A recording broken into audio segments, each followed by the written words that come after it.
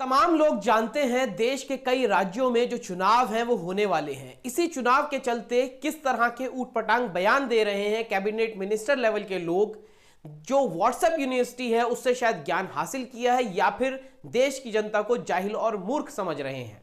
BJP के cabinet minister हैं मध्य प्रदेश के नरोत्तम मिश्रा। क्या उन्होंने एएनआई पे बयान दिया है, पहले वो आप सुन लीजिए, उसके बाद सत्यता आपको बताते हैं। कमल का बटन दबाइए, इसकी खुशियां हिंदुस्तान में बनती है। दूसरा कोई दल जीतेगा तो खुशियां पाकिस्तान में मनेंगी। इसके लिए आवश्यक है कि राष्ट्र हित को सर्वोपरि मानते हुए कमल का बटन दबाएं। कमल का बटन मध्य प्रदेश में जब व्यक्ति दबाएगा तो सेना सीमा पर सैनिक की बाजुएं मजबूत होंगी। पाकिस्तान में दहशत होगी कि मोदी जी जीत रहे हैं।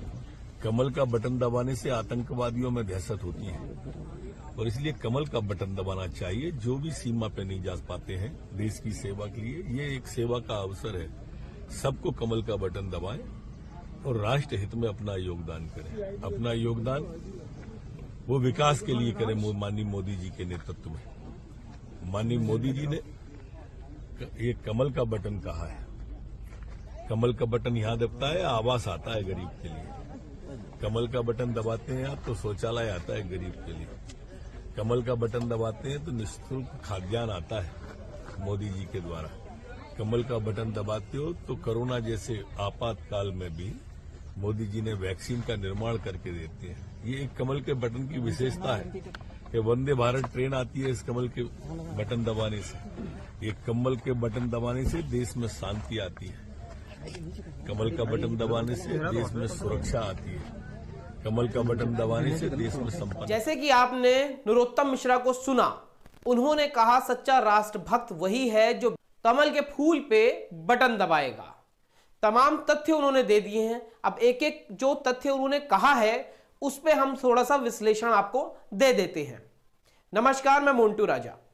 कमल का बटन दबाने से खुशियां हिंदुस्तान को मिलती हैं। दूसरा दल यदि कोई जीतता है तो खुशियां पाकिस्तान को मिलती हैं। एक राज्य का चुनाव है, सरहद पे युद्ध तो हो नहीं रहा है, तो एक राज्य के चुनावों में विकास की ना बात करते हुए जो बीजेपी का मैनिफेस्टो था उसमें जो दावे और वादे बीजेपी ने किए थे उस पर बात ना करते हुए किस तरह पाकिस्तान को एक राज्य के चुनाव में यूज किया जा रहा है, यह जनता को भ्रमित करने की जो ट्रिक है वो देखी जा रही है। दूसरा कोई दल जीतेगा तो खुशियां पाकिस्तान में मनेंगी। अब नरोत्तम मिश्रा ने साफ यह कहा है कि यदि कोई और दल जीतता है तो पाकिस्तान खुश होगा, लेकिन शायद बीजेपी के कैबिनेट मिनिस्टर नरोत्तम मिश्रा को यह मालूम नहीं है या फिर वो जनता को भ्रमित कर रहे हैं कि पाकिस्तान के साथ भारत का ट्रेड जो है, व्यापार जो है वो बढ़ रहा है। 8,000 करोड़ का जो ट्रेड है वो पाकिस्तान के साथ भारत का होता है। भारत के कई बड़े बड़े जो लोग हैं वो पाकिस्तान से ट्रेड करते हैं, बिजनेस करते हैं। देश के जो गृह मंत्री हैं अमित शाह, वो भी इस पे जोर दे रहे हैं, ट्रेड है उसको बढ़ावा दे रहे हैं, पाकिस्तान के साथ ट्रेडिंग बढ़े और जो ताल्लुकात हैं वो ट्रेड के माध्यम से ठीक हो, ये देश के गृह मंत्री कर रहे हैं। वहीं जो नरोत्तम मिश्रा हैं, कैबिनेट मिनिस्टर हैं बीजेपी से ही, वो इस तरह की बात कर रहे हैं। या तो कैबिनेट मिनिस्टर को देश की सच्चाई पता नहीं है या फिर वो जनता को मूर्ख बना रहे हैं, क्योंकि भारत ने तो यह साफ कर दिया है कि भारत जो है वो पाकिस्तान के साथ ट्रेड करेगा। 8,000 करोड़ का ट्रेड पाकिस्तान के साथ होता रहा है, अब वो बढ़ाया जाएगा। देश के जो नेशनल सिक्योरिटी एडवाइजर हैं अजीत डोवल, उनका जो बेटा है सूर्य डोवल, वो भी पाकिस्तान के जो लोग हैं उनके साथ बिजनेस कर रहा है। उसका बिजनेस पार्टनर सैयद अली अब्बास है जो कि पाकिस्तानी है, उसके साथ वो ट्रेड करते हैं, बिजनेस पार्टनर हैं उनके। तो क्या कैबिनेट मिनिस्टर को यह नहीं पता है?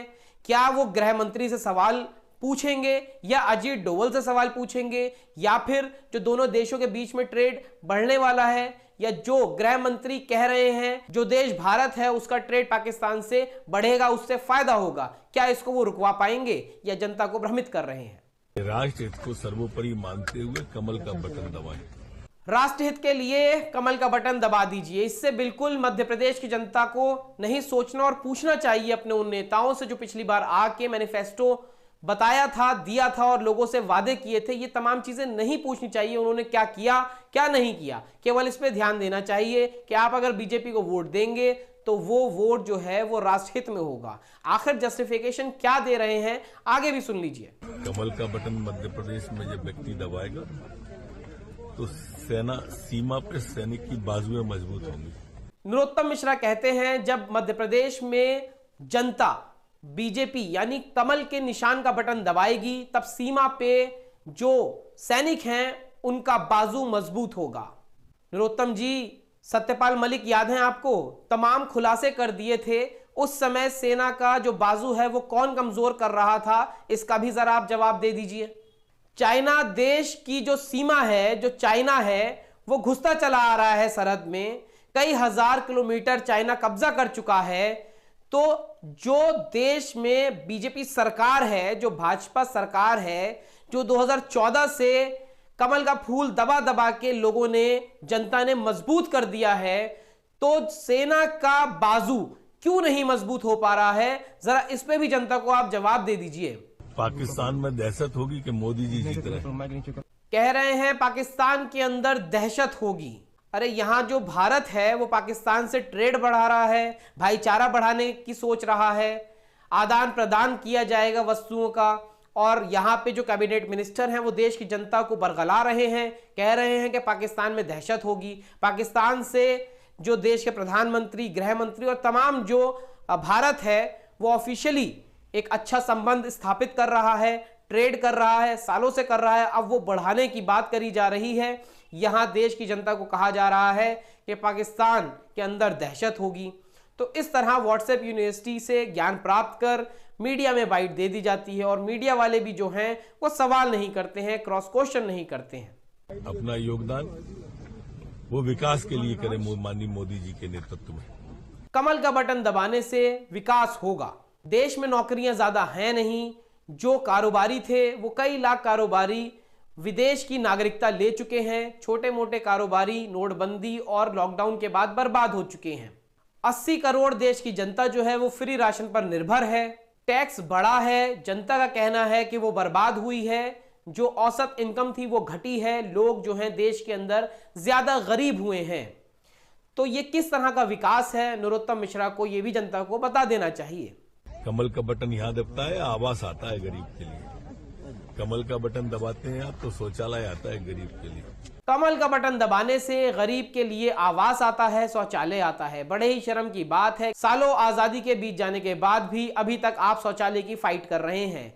रही बात आवास की, तो पीएम आवास में करोड़ों रुपए का घोटाला जो है सामने आया है। साफ तौर पे देखा जा रहा है पीएम आवास योजना में करोड़ों रुपए का घोटाला कर दिया गया है।